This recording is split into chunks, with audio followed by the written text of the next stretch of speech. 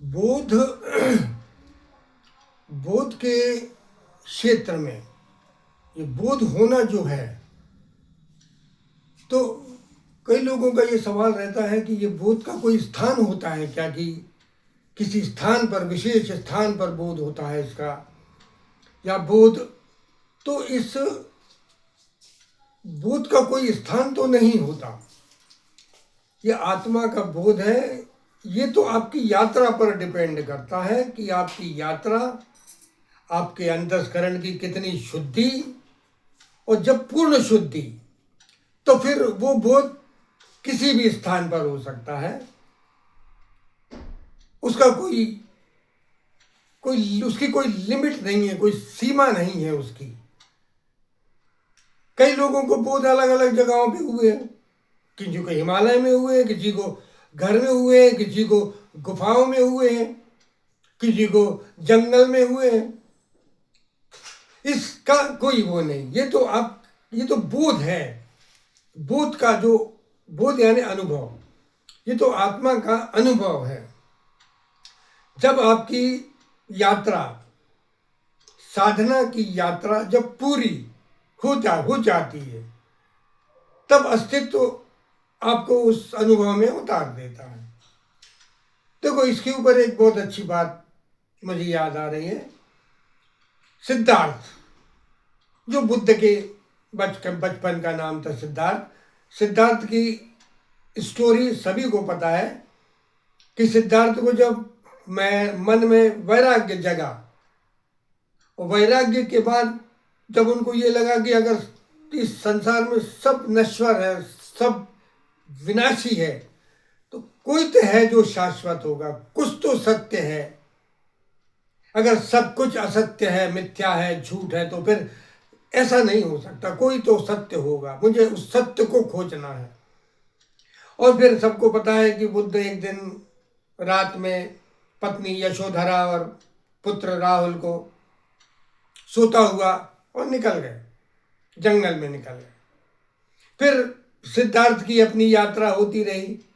सिद्धार्थ को सत्य जानना था, और वो निकल चुके थे।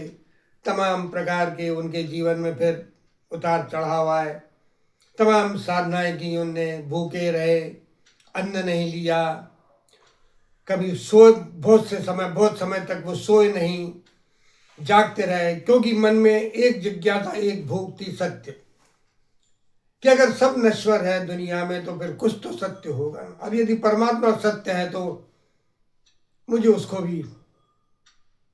भी पता लगाना है। और ये फिर उनकी यात्रा होती रही। फिर आखिरकार एक समय ऐसा आया कि जब बुद्ध को एक वृक्ष के नीचे बैठे बैठे बोध हुआ। ये भी सब जानते हैं।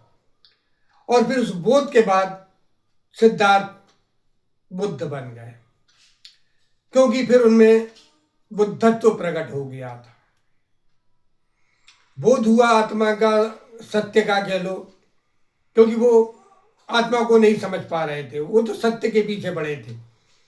तो उनको जब सत्य का बोध हुआ तो फिर उनका नाम बुद्ध पड़ गया, क्योंकि वो बुद्धत्व को उपलब्ध हो गए। बुद्धत्व की विशालता को, विराटता को वो उपलब्ध हो गए। उसके बाद वो बुद्ध हो गए। उसके बाद बुद्ध की, बुद्धत्व के बाद की आगे की यात्रा हुई। फिर वो लोगों को जगाने लगे, लोगों को उपदेश देने लगे सत्य का। और यही उपदेश देते देते देते देते बुद्ध की उम्र भी बढ़ती गई, यात्रा भी बढ़ती गई। फिर बुद्ध के अलग अलग स्थानों पे विहार होने लगे। लोग बाग उनको बुलाने लगे, आमंत्रण देने लगे कि आप आइए, सत्य का उपदेश दीजिए। और फिर इस तरह बुद्ध का विहार होने लगा। यह बात पत्नी यशोधरा तक गई कि अब सिद्धार्थ नहीं रहे। अब सिद्धार्थ बुद्धत्व को उपलब्ध हो गए, क्योंकि उन्हें सत्य का बोध हो गया, और वो भगवान हो गए हैं। भगवान बुद्ध के नाम से लोग बाग उन्हें जानने लगे हैं। और फिर यशोधरा के मन में एक याचना उठी तो फिर वो भी गई उस विहार में जिस जिस जगह पर बुद्ध का विहार चल रहा था। और यशोधरा गई, बुद्ध का आसन लगा हुआ था, सारे लोग बैठे हुए थे। बुद्ध ने उपदेश दिए, प्रवचन दिए, प्रवचन समाप्त हुए और प्रवचन समाप्त होने के बाद सब अपने अपने घर वापस लौटने लगे। एक अकेली यशोधरा सामने बैठी रही, याचक नजरों से बुद्ध को निहार रही थी। बुद्ध ने भी देखा कि आज मेरी पिछली छूटी हुई पत्नी आई है, जिसको मैं कभी सोता हुआ सोते में उठाया भी नहीं, जगाया भी नहीं और निकल गए। तो उनके सामने यशोधरा बैठी हुई थी। अब यशोधरा उनको देख रही थी, वो यशोधरा को देख रहे थे। और यशोधरा ने बोला कि हे बात, तो आप भगवान हो गए हो, लेकिन आप ये समझ लेना कि आज आपके सामने आपकी पत्नी नहीं आई, एक याचक आई हुई है, एक याचना है आपसे। आप सबके उत्तरों सबका उत्तर दे रहे हैं, सबका समाधान कर रहे हैं, आज मेरा भी समाधान करिए। और यशोधरा ने बुद्ध के सामने अपनी याचना रखी कि सिर्फ आप मुझे इतना बता दो कि जिस सत्य को आज आप उपलब्ध होकर बुद्ध बन गए, भगवान बन गए हैं, और उस रात आपने मुझे बताया भी नहीं, जगाया भी नहीं और निकल गए सोता छोड़कर।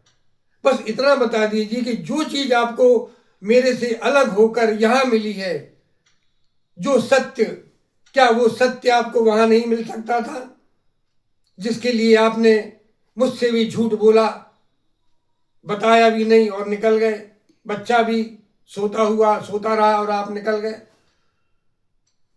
तब बुद्ध ने यशोधरा के ऊपर आके नजरें उठाई और बोली कि यशोधरे, आज मैं कह सकता हूं, आज मैं कह सकता हूं कि वो सत्य हर जगह उपलब्ध हो सकता है।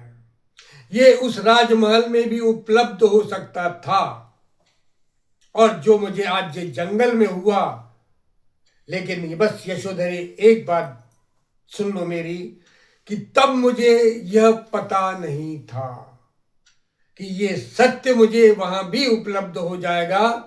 बस मैं उस सत्य के लिए निकल गया, क्योंकि मुझे संसार से वैराग्य हो गया था। सब कुछ नश्वर था, जो कुछ भी समझ में आया सब नश्वर समझ में आया, ये शरीर भी नश्वर समझ में आया। तो फिर आखिर कुछ तो सत्य होगा दुनिया में, बस मैं उस सत्य के लिए निकल आया। अगर मुझे ये पता होता कि वो सत्य मुझे उस राजमहल में भी मिल जाएगा, तो फिर मैं वहीं बैठकर सत्य को उपलब्ध होता।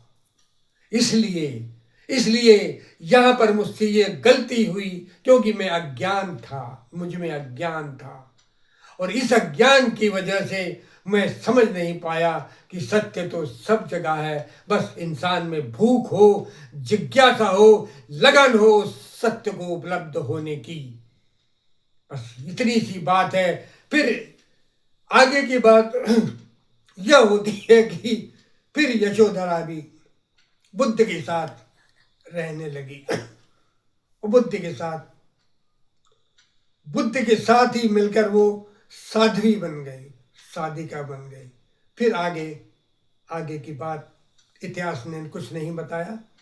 बात यहाँ तक थी, और जो मुझे आपको बताना था वो इतना ही बताना था कि ये सत्य हर कहीं आपको उपलब्ध हो सकता है, ये बोध हर जगह आपको हो सकता है। बस आपकी लगन, आपकी जिज्ञासा और आपकी